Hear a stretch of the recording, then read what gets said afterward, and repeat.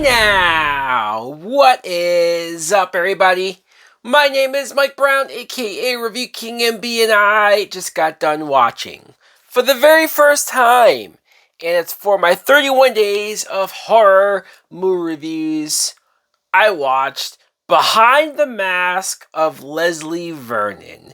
This is a 2006 film, and I have heard a lot about this movie over the years, whether it's just me hearing that the movie exists or it's other people saying, dude, you gotta watch this movie.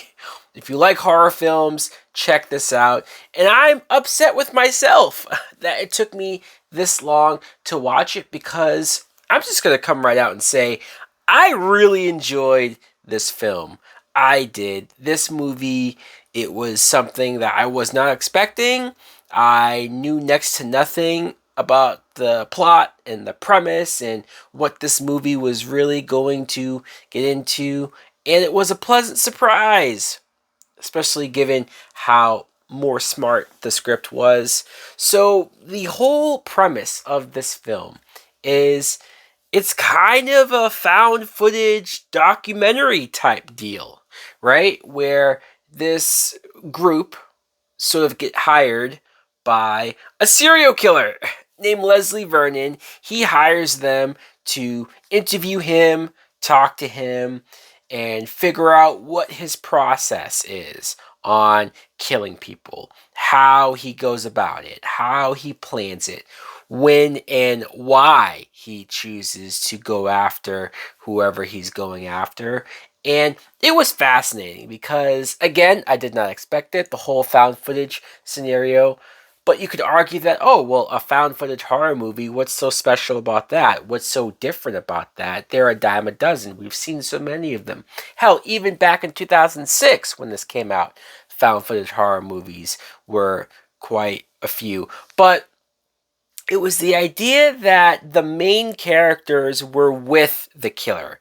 That was the difference. That's what threw me off. That's what made this feel way different than any other found footage movie. We were actually talking to the killer, interviewing the killer, getting to know the killer on a far more intimate level than I think we've ever gotten to know any serial killer in any horror movie. I love the references to Jason Voorhees, Freddy Krueger, Michael Myers, like by name. And they weren't talking about those characters as if they're movie characters and that their movies exist. They refer to them as real life killers, like in their world. So I don't know if in this movie those guys really existed and were really out there doing their thing. Kind of weird, but cool. And when you meet this guy, first of all, Leslie Vernon is played by Nathan Basil.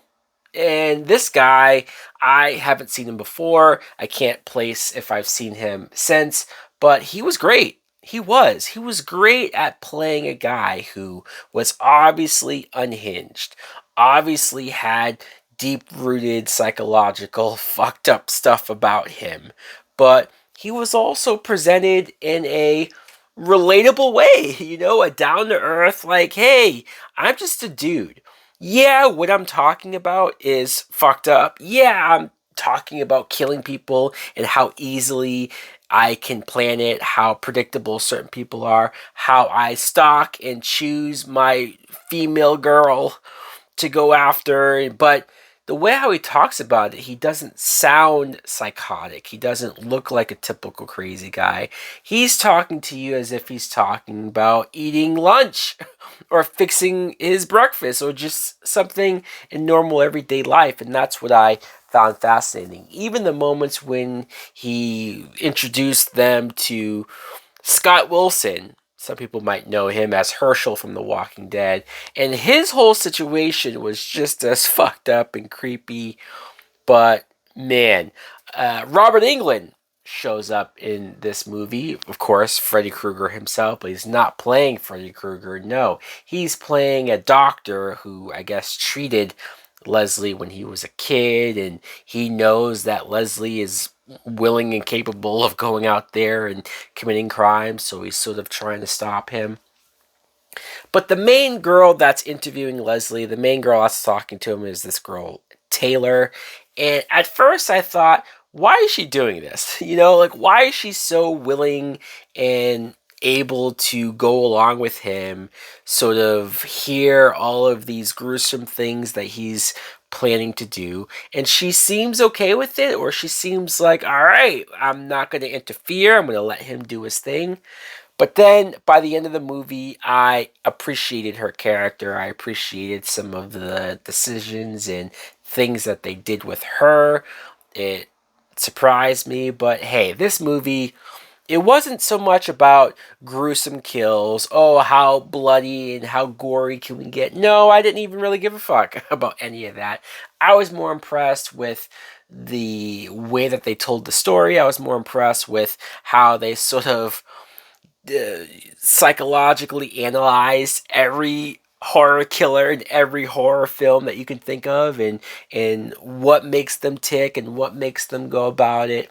This is a movie that I know I would have been obsessed with back in the day. Like, if I had seen it when it came out back when I was a teenager in high school, this would have blown my mind even more than it is now. I probably would have watched it, rewatched it over and over again, obsessively talking about it. So I get it. I get why people still talk about this film. I get why so many people speak about it in a highly positive way.